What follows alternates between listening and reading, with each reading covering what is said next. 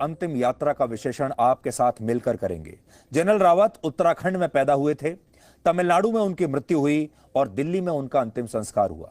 कश्मीर से लेकर कन्याकुमारी तक, छोटे बच्चों से लेकर बड़े बूढ़ों तक, महिलाओं से लेकर हर धर्म और हर वर्ग के लोगों तक, सब ने अपनी आंखों में आंसू लिए और बहुत भारी और दुखी मन से आज अपने इस लोकप्रिय जनरल को अंतिम विदाई दी है। जनरल रावत की अंतिम यात्रा पूरी दुनिया को दो बातें बताती है। पहली ये कि इससे पहले किसी ने यह कल्पना नहीं की थी कि इस देश की सेना का एक जनरल आम जनता के बीच इतना लोकप्रिय हो सकता है। जनरल बिपिन रावत फिल्मों में काम नहीं करते थे, वो क्रिकेट नहीं खेलते थे, वो सेलिब्रिटी नहीं थे, वो हर रोज टीवी पर नहीं आते थे, फिल्मों के बड़े पर्दे पर नहीं थे, अखबारों में हर रोज उनकी तस्वीरें भी नहीं छपती थी और देश के ज्यादातर लोग उनसे कभी मिले भी नहीं थे और ना ही उनका उनसे कोई सीधा संपर्क था।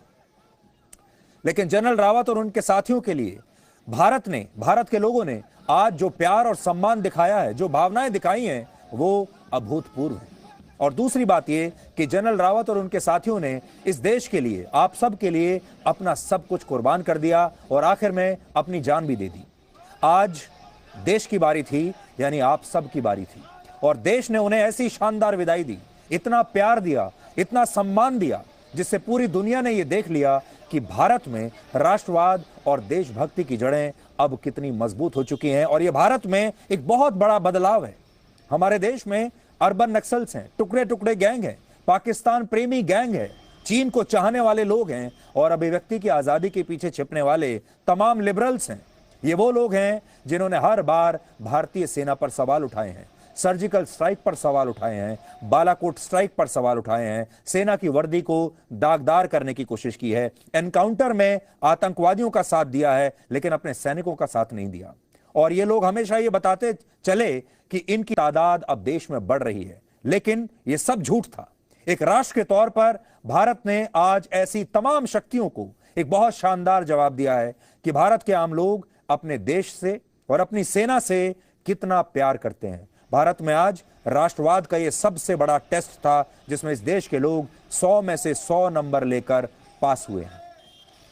जनरल रावत एक बहुत बड़े रणनीतिकार थे और वो हमेशा से 2.5 फ्रंट्स वॉर की बात करते थे। 2.5 फ्रंट वॉर। वो कहते थे कि भारत एक फ्रंट पर नहीं, 2 फ्रंट पर नहीं, 2.5 फ्रंट्स पर लड़ रहा है और इसी को 2.5 फ्रंट थ्योरी कहते हैं। एक फ्रंट है पाकिस्तान, जिस पर भारत लड़ रहा है, दूसरा फ्रंट है चीन, जिस पर भारत लड़ रहा है, और जो 2.5 फ्रंट की वो बात करते थे, आधा फ्रंट है भारत में ही मौजूद, हमारे ही देश में मौजूद, हमारे देश में रहने वाले दुश्मनों का साथ देने वाले लोग, और उनसे भी तो भारत लड़ रहा है। जनरल रावत जब तक जीवित रहे, उन्होंने एक फ्रंट यानी पाकिस्तान को कभी आगे नहीं बढ़ने दिया और दूसरा फ्रंट यानी चीन को भी उन्होंने रोक कर रखा, और इन दोनों फ्रंट्स पर वो विजयी रहे। जब तक वो जीवित रहे, इन दोनों को आगे नहीं बढ़ने दिया।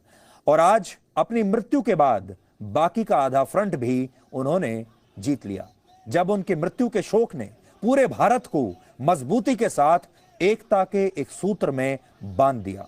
इसलिए आज हम ये कह सकते हैं कि जनरल रावत और उनके साथियों ने अपने इस आखिरी युद्ध में बहुत शानदार तरीके से जीत हासिल की है। इसलिए आप सब की तरफ से हम ये कहेंगे, जनरल रावत, आप एक बहादुर सैनिक थे और बहादुरी के साथ रहे, जीवित रहे, और उन्हीं ही बहादुरी के साथ आप आज हमसे अलविदा ले रहे हैं।